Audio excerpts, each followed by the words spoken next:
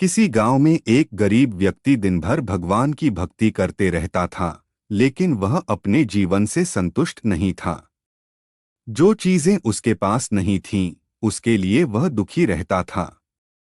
एक दिन उसके गांव में एक विद्वान संत पहुंचे।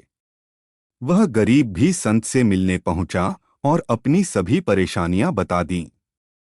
संत ने उस गरीब को एक मंत्र बताया और कहा कि रोज इस मंत्र का जाप करना। संत की बताई विधि से गरीब व्यक्ति मंत्र जाप करने लगा। कुछ ही दिनों के बाद भगवान उसकी भक्ति से प्रसन्न हो गए और उसके सामने प्रकट हुए। भगवान ने भक्त से कहा कि हम तुम्हारी भक्ति से प्रसन्न हैं, वर मांगो, तुम्हारी हर इच्छा पूरी होगी। गरीब व्यक्ति भगवान को डोट देखकर हैरान था। वह समझ नहीं सका कि वर में क्या मांगा जाए। उसने भगवान से कहा कि अभी मुझे कुछ समझ नहीं आ रहा है, कृपया आप कल फिर प्रकट हों। भगवान ने कहा कि ठीक है, और वे अंतर्ध्यान हो गए।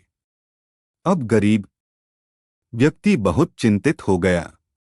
उसने सोचा कि मेरे पास रहने के लिए घर नहीं है, घर मांग लेता हूं। कुछ देर बाद उसने सोचा कि मुझे बहुत सारी जमीन जायदाद मांग लेनी चाहिए। कुछ देर बाद सोचा कि मुझे किसी राज्य का राजा बनने का वर मांगना चाहिए। पूरी रात वह ऐसे विचारों की वजह से सो नहीं सका।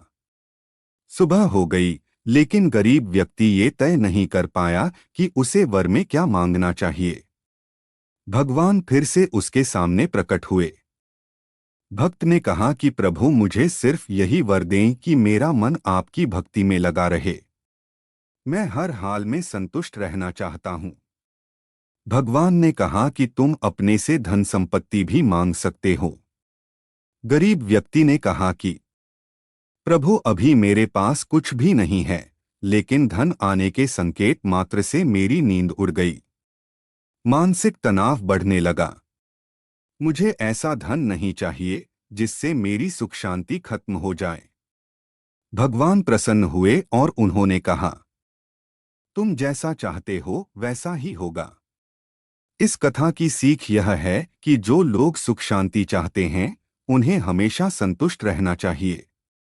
अगर असंतुष्टि रहेगी तो अशांति बनी रहेगी और हम कभी भी सुखी नहीं हो सकते हैं।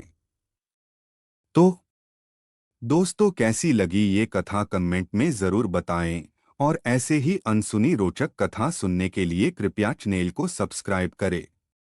धन्यवाद।